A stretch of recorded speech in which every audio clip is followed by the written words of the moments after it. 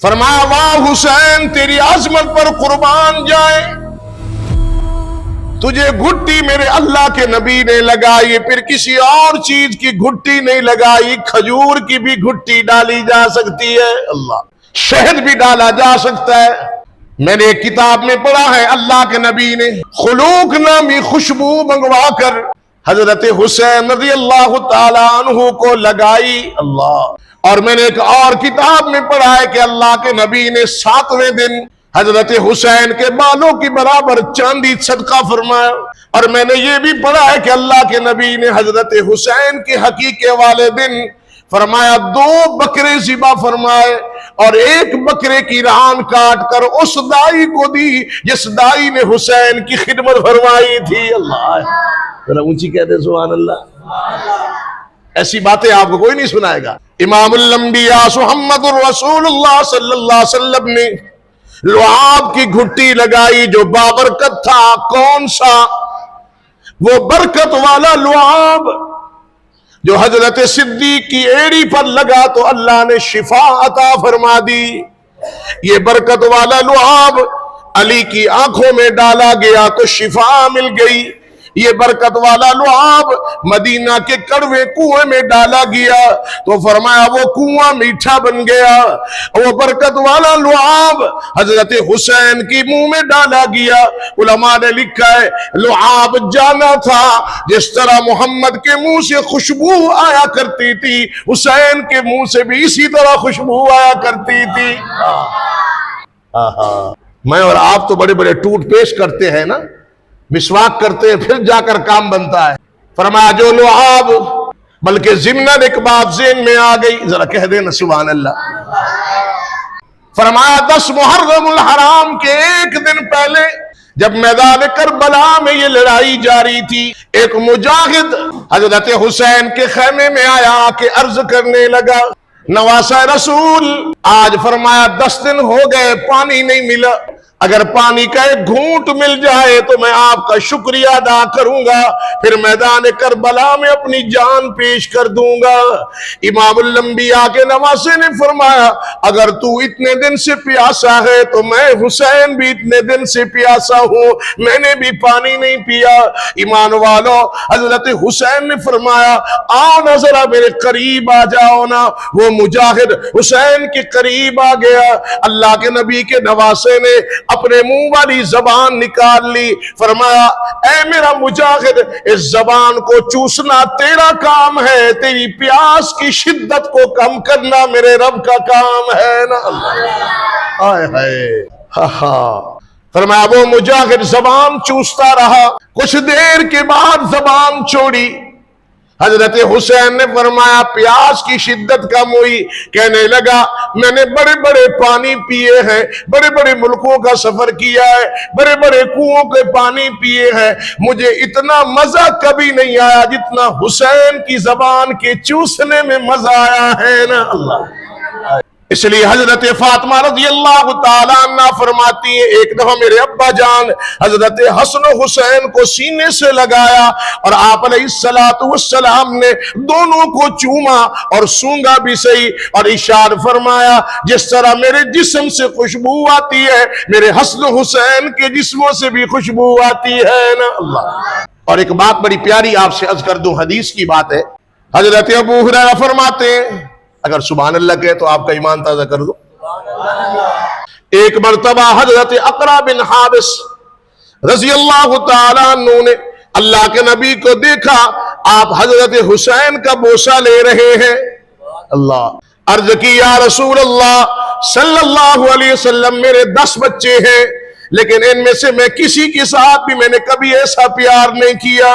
امام الانبیاء نے فرمایا ان کی بات سن کر فرمایا کیا فرمایا من لا یرحم لا یرحم، جو رحم نہیں کرتا اس پر بھی رحم نہیں کیا جاتا۔ حضرت ربیعہ رضی اللہ تعالیٰ عنہ کہتے میں نے ایک مرتبہ حضرت حسین سے پوچھا آپ علیہ الصلوۃ والسلام کی کوئی بات یاد ہے؟ انہوں نے فرمایا ایک دفعہ میں کھڑکی کے اوپر چڑھا جس میں کھجور تھی، اس میں ایک کھجور اٹھا کر میں نے منہ میں رکھ لی، اللہ کے نبی نے فرمایا اس کو پھینک دو، ہم سید ہیں، ہمارے لیے صدقے کا مال حلال نہیں ہے۔ اللہ ہے۔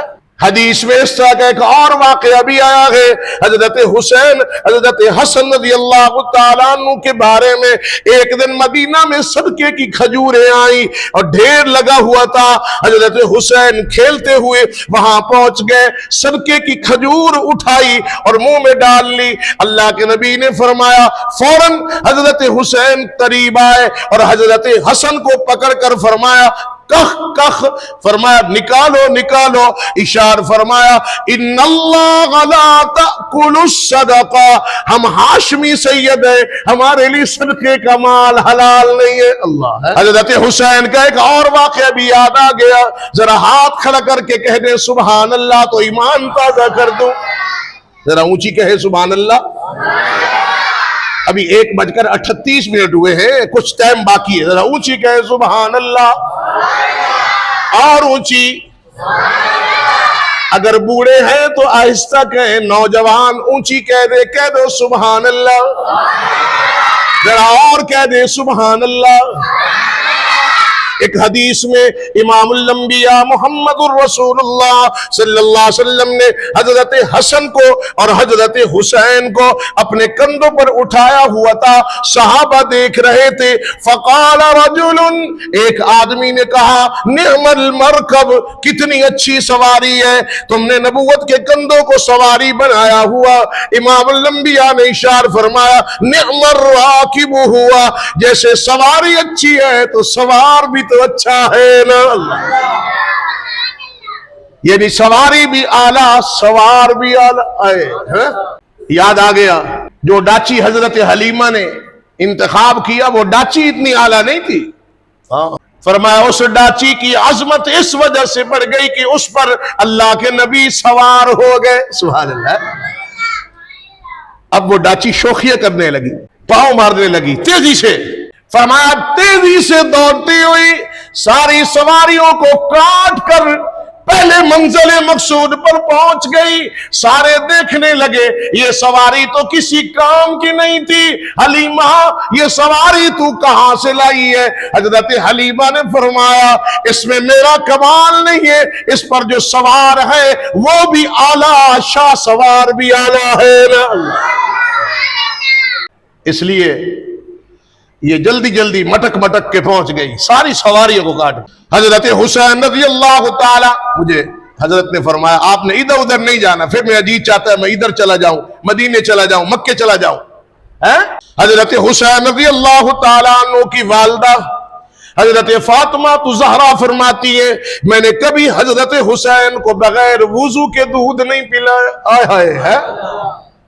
اب تو بچہ پیدا ہوتا ہے تو پہلے کان میں موبائل ہوتا ہے، کوئی گانا سنا دو۔ حضرت فاطمہ زہرا رضی اللہ تعالیٰ عنہ فرماتی ہے میں نے کبھی بغیر وضو کے حضرت حسین کو دودھ نہیں پلایا تھا۔ اللہ ہے۔ اور جس حسین کو بغیر وضو کے دودھ نہیں پلایا گیا اس حسین کی عظمت کے کیا کہنے۔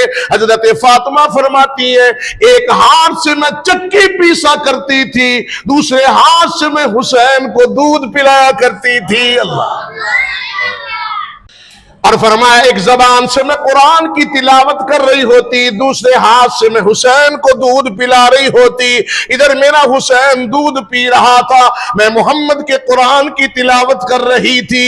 اگر وقت بہت مختصر ہے، آگے واقعہ بڑا لمبا ہے، لیکن میرا جی چاہتا ہے آج چونکہ حضرت حسین کے فرمایا قرآن کی بات آ گئی اور حضرت فاطمہ زہرا رضی اللہ تعالی عنہا کے قرآن کی بات ہو گئی، میرے محمد کا قرآن اعلان کرتا ہے عَمَّ يَتَسَاءَلُونَ عَنِ النَّبَإِ الْعَظِيمِ الَّذِي هُمْ فِيهِ مُخْتَلِفُونَ، میرے محمد کا قرآن اعلان کرتا ہے وَالنَّازِيَاتِ غَرْقًا وَالنَّاشِطَاتِ نَشْطًا، میرے محمد کا قرآن اعلان کرتا ہے عَبَسَ وَتَوَلَّى أَن جَاءَهُ الْأَعْمَى، میرے محمد کا قرآن اعلان کرتا ہے، یہی قرآن میرا حسین بھی پڑھتا تھا اِذَا الشَّمْسُ كُوِّرَتْ وَإِذَا النُّجُومُ انكَدَرَتْ اِذَا السَّمَاءُ انفَطَرَتْ وَإِذَا الْكَوَاكِبُ انتَثَرَتْ وَيْلٌ لِّلْمُطَفِّفِينَ اِذَا السَّمَاءُ انشَقَّتْ وَالسَّمَاءِ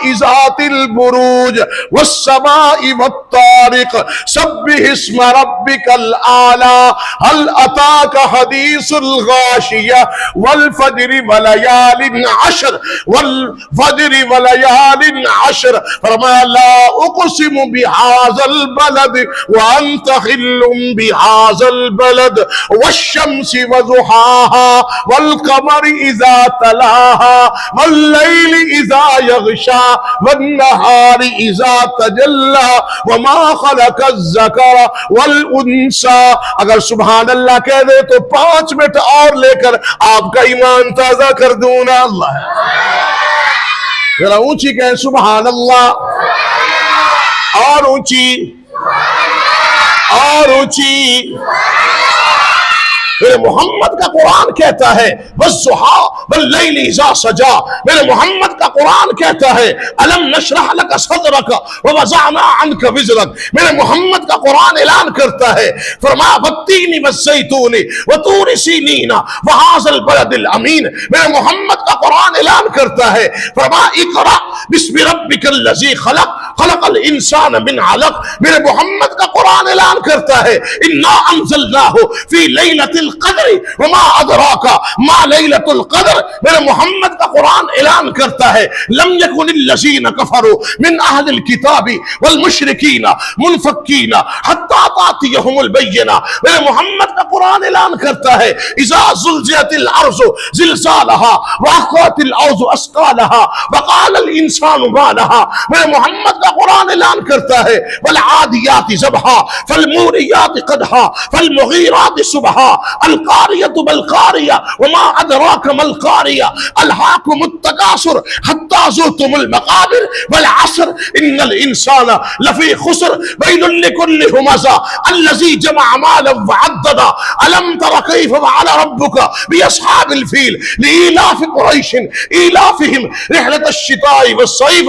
اگر سبحان اللہ کہہ دے تو اور ایمان تازہ کر دو، ذرا اور کہہ دے سبحان اللہ، اور کہہ دے سبحان اللہ۔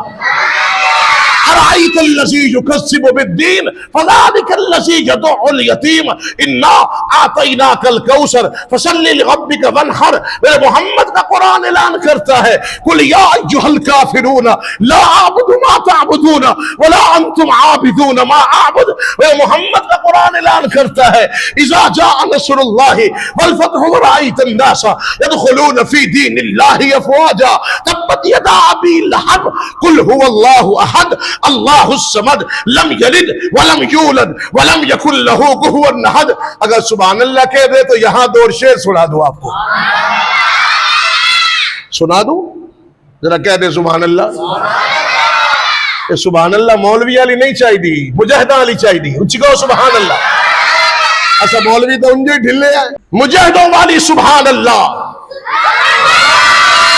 ہاں ہاں، اور سبحان اللہ بڑا قیمتی جملہ ہے، فرمایا ساری مخلوق اللہ بنائی نہ کوئی حصے دار اس دا، او دے ہاتھ وچ ہر دی چنگائی نہ کوئی حصے دار اس دا، ایو کمبے قبیلے تو پا کے اینو کوئی بھی بٹھریا نہ جا کے، ایدی کائی نہ امبڑی نہ دائی نہ کوئی حصے دار اس دا، آنکھوں نے سبحان اللہ۔